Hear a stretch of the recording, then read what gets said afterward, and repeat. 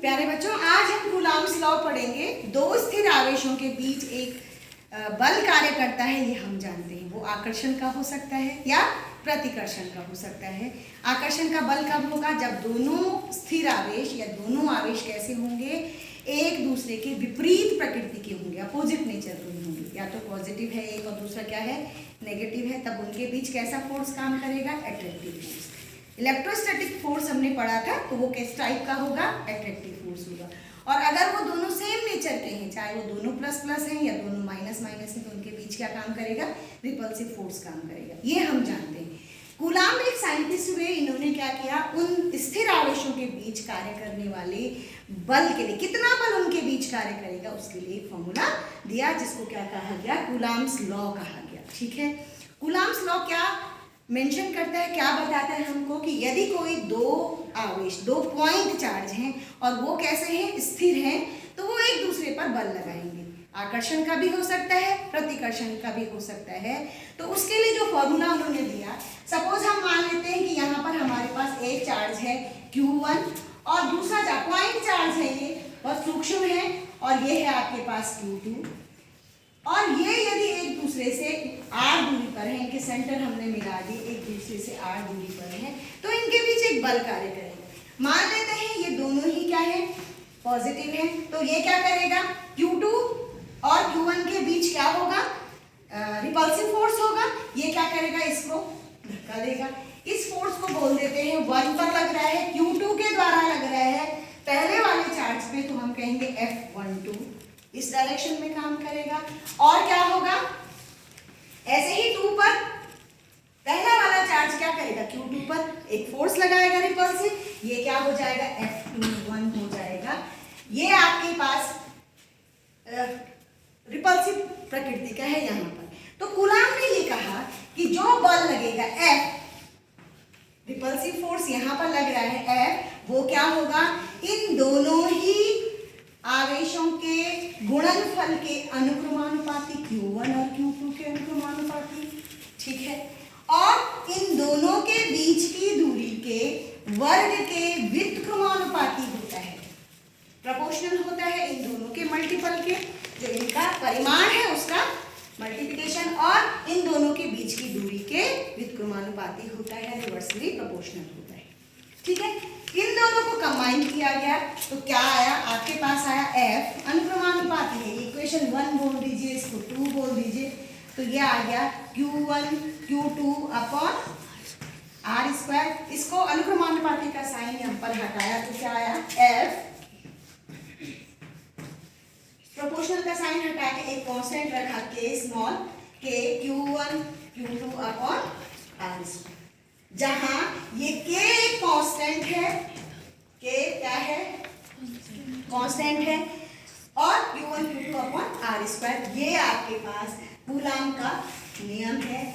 और ये K चूंकि कांस्टेंट है, ये निर्भर करता है ये आवेश कहाँ रखे गए हैं, किस मीडियम में रखे गए हैं, एयर में है या वैक्यूम में है या किसी अन्य पानी में, जल में है, कहाँ रखे गए हैं, उस मीडियम पर निर्भर करता है। इसका मतलब क्या है कि ये K जो है यूनिवर्सल कांस्टेंट नहीं है, सार्वत्रिक नहीं है, इसकी वैल्यू फिक्स्ड नहीं है। मीन्स इसकी वैल्यू माध्यम पर निर्भर कर रही है, माध्यम बदलने पर इसकी वैल्यू भी क्या हो जाएगी? बदल जाएगी। और इसका जो एक मान निर्वात के लिए और वायु के लिए जो रखा गया, एयर और वैक्यूम के लिए जो रखा गया, वो है, अब मैं इसको यहाँ लिख रही हूँ, आपके पास जो आ गया वो आया F अनुक्रमानुपाती है, इस K की वैल्यू 1/4 पाई एप्सिलॉन 0, इसके लिए वैक्यूम के लिए और एयर के लिए क्या आ गए? निर्वात और वायु के लिए ये मान आ गया K का, ये कांस्टेंट है Q1 Q2 अपॉन R²। जहां ये जो एप्सिलॉन 0 है, या एप्सिलॉन नॉट भी पढ़ते हैं इसको, एप्सिलॉन 0 या एप्सिलॉन नॉट, इसको कहा गया निर्वात या वायु की वैद्युतशीलता। इसका नाम हो गया परमिटिविटी, वैद्युतशीलता, परमिटिविटी ऑफ एयर और वैक्यूम। ठीक है। ये है आपके पास एप्सिलॉन 0, और ये पूरा जो ये इक्वल टू, यहाँ पर by epsilon 0 Q1 Q2 upon R square, ठीक है। और ये इसकी value 1 upon 4 pi epsilon not की जो वैल्यू आई, जो कांस्टेंट है, इसकी वैल्यू वायु या निर्वात के लिए जो हम कह रहे हैं वो है 9 × 10⁹। अब इसकी यूनिट देखो कहाँ से निकली, इसकी यूनिट होगी, इसकी यूनिट के देखो ये यहाँ रहेगा तो F के साथ कौन चला जाएगा, R स्क्वायर। तो F की जो यूनिट हुई वो क्या हुई, न्यूटन, इसके साथ चला गया मीटर स्क्वायर, न्यूटन, इसको लिखो न्यूटन मीटर स्क्वायर। और Q1 आवेश की जो यूनिट है वो है कूलाम, तो ये क्या हो गया, पर coulomb square, coulomb into coulomb square. तो 1/4 पाई एप्सिलॉन, यानी आपके पास जो F की वैल्यू है वो क्या है, निर्वात या वायु के लिए 9 × 10⁹ Q1 Q2 upon R square. ये आपके पास कूलाम का फॉर्मूला है, ठीक है। निर्वात या वायु के लिए, अच्छा ये कहाँ से आया 9 × 10⁹ कहाँ से आया, ये भी आपके पास प्रश्न होगा।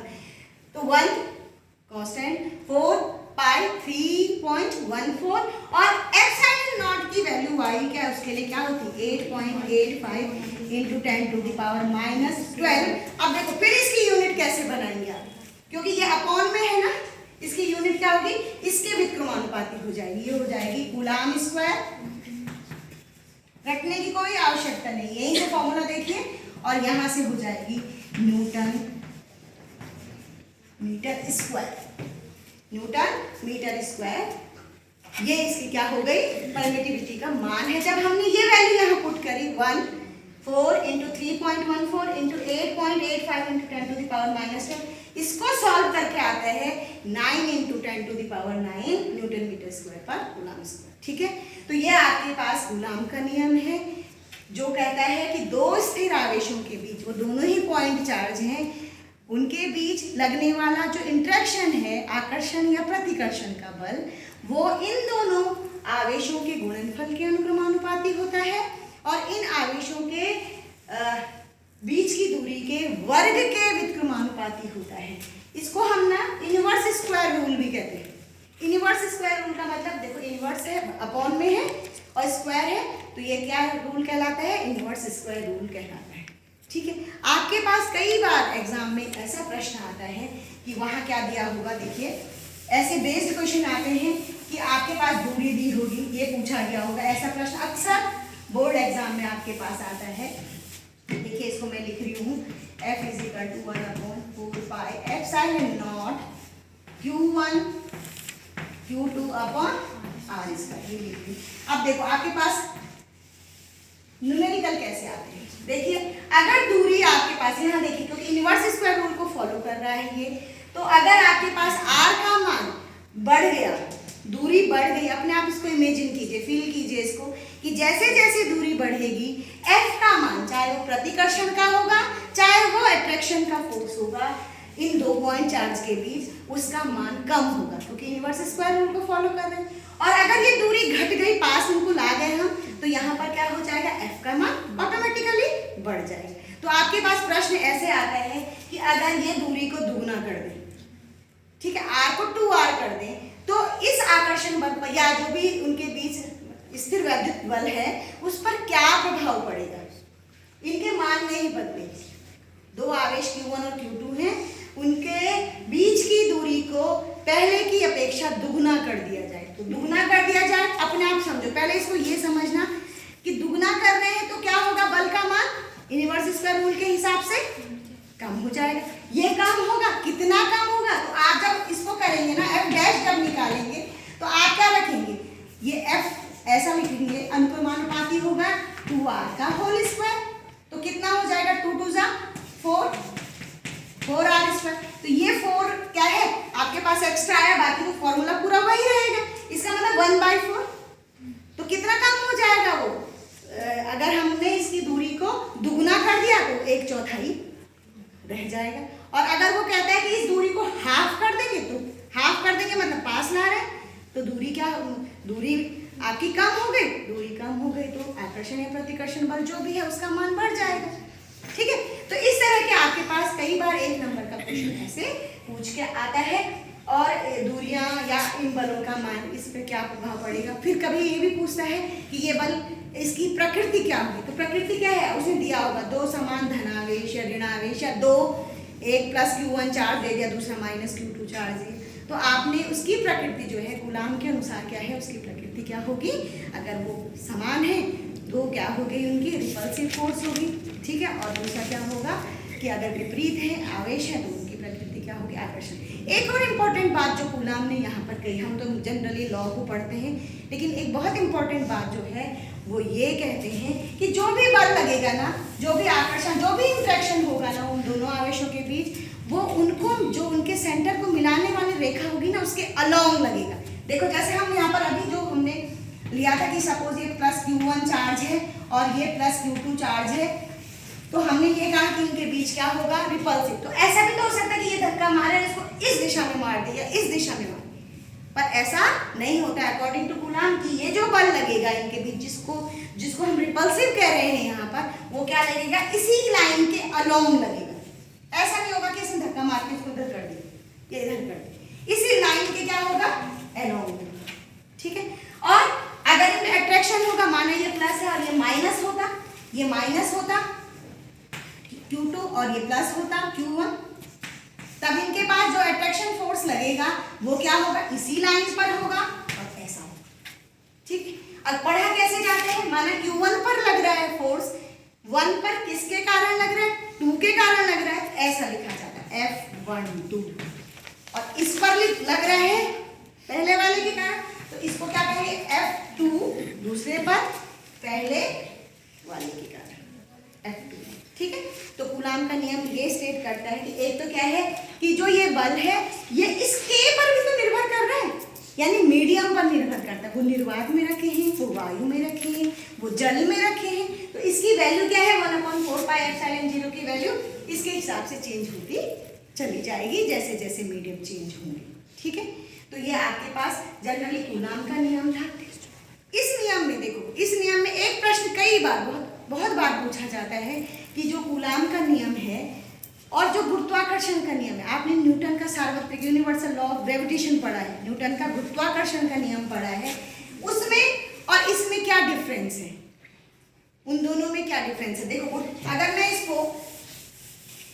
इसको मैं कह दूं Fe, इलेक्ट्रोस्टैटिक फोर्स, और उसको कह दें हम Fg, गुरुत्वाकर्षण बल, वो कितना होता है, वो होता है आपके पास G m1 m2 upon r²। ये आपके पास गुरुत्वाकर्षण बल का वो है।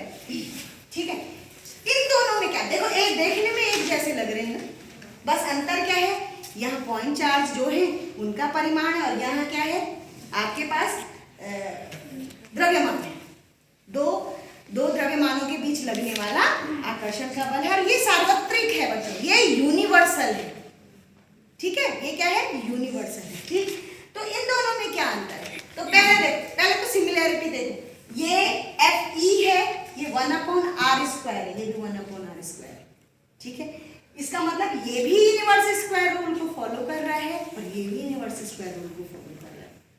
ठीक है, लेकिन जो डिफरेंस है इन दोनों में अंतर यहाँ पर मैं आपको समझाती हूँ। आप 2 कॉलम पर डिफरेंस कर देते हैं,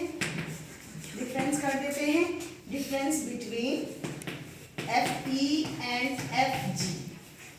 ठीक है, 2 लाइन खींच दीजिए, यहाँ पर Fe हो गया, यहाँ पर Fg हो गया। अब देखिए ये इस नाम से ही लग रहा है गुरुत्वाकर्षण बल, यानी यहाँ पर जो बल की प्रकृति है वो केवल आकर्षण की है, यानी ये क्या है आपके पास, ये वाला फोर्स केवल क्या है, केवल आकर्षण बल है। ठीक है, और ये वाला क्या है, ये क्या है आपके पास, आकर्षण और प्रतिकर्षण दोनों ही हो सकता है, आकर्षण और प्रतिकर्षण, अट्रैक्टिव भी है और रिपल्सिव भी है। ठीक है, एक दूसरी बात यहाँ पर देखिए कि हम क्या कह रहे हैं, ये सार्वत्रिक है। ठीक है, इसकी वैल्यू तो क्या है, ये भले दूरी पर निर्भर कर रहा है, लेकिन ये क्या है, ये सार्वत्रिक है। और ये क्या है, आप लिखेंगे कि ये कैसा है, यूनिवर्सल है, सार्वत्रिक है, और ये कैसा है, ये माध्यम पर निर्भर,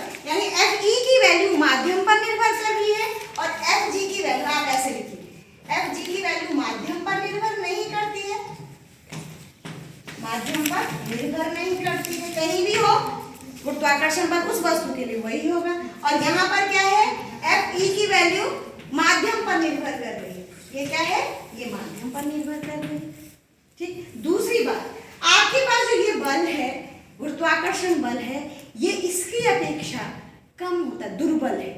यानी Fe बल ये प्रबल विद्युत स्थैतिकी वाला जो बल है ये प्रबल है, और इसका मान क्या होता है, इसकी अपेक्षा दुर्बल होता है ना। इसकी परास बड़ी है, ये दीर्घ परास का बल है, आप ऐसे लिख सकते हैं, ये दीर्घ परास के लिए है, और ये क्या है, इसकी अपेक्षा ये क्या है, लघु परास के लिए, इसकी अपेक्षा ये क्या है, लघु परास के लिए। इसका अर्थ ये इनमें क्या है, डिफरेंस है। ठीक है, मुख्य डिफरेंस यही है कि आकर्षण और प्रतिकर्षण का हो सकता है कौन, Fe, और Fg जो है वो केवल क्या है, हमारे पास आकर्षण का बल है। ठीक है, तो इस तरह से वैद्युत से ये प्रश्न भी कई बार आपके पास 2 नंबर या 1 नंबर का प्रश्न आपके पास पूछा जाता है कि इन दोनों बलों में क्या समानता है। समानता तो इनवर्स स्क्वायर रूल को फॉलो कर रहे हैं, गुणनफल के अनुपाती, यहाँ भी परिमाण पर है इनके, और यहाँ पर द्रव्यमान के परिमाण पर। अच्छा, यहाँ पर देखिए Q1 Q2 तो पॉजिटिव नेगेटिव हो सकता है, द्रव्यमान नहीं हो सकता ना। द्रव्यमान तो कैसी राशि आपकी पॉजिटिव ही होगी, हमेशा धनात्मक होगी। ये भी आप यहाँ पर डिफरेंसेस में लिख सकते हैं, तो ये बहुत महत्वपूर्ण है। और ऐसे ही प्रश्न आपके पास परीक्षा में बोधात्मक 1 नंबर का या शॉर्ट क्वेश्चन आपके पास पूछा जाता है कि इनमें कि इनकी दूरी हमने क्या कर दी है, बढ़ा दी है या घटा दी है, तो क्या प्रभाव पड़ रहा है। तो ये आपके पास मुख्य रूप से कूलाम का नियम था। कूलाम के नियम से हमने 2 चीज़ें बहुत महत्वपूर्ण सीखी कि क्या है कि अलोंग लगता है, एक तो जो उन दोनों जो आवेश है, दोनों चार्जेस हैं, उनके बीच की जो लाइन है उस लाइन के ही अलोंग लगेगा एक, और दूसरा क्या है कि मीडियम पर निर्भर कर रहा है कि किस मीडियम में वो चार्जेस रखे गए हैं, उस मीडियम पर निर्भर कर रहा है, और स्थिर आवेशों पर ही लग रहा है। ये स्थिर आवेशों के लिए, इसीलिए सिर्फ को इलेक्ट्रोस्टैटिक्स फोर्स कहा जा रहा है। ठीक है, तो दैट्स ऑल, आज के लिए बस इतना ही।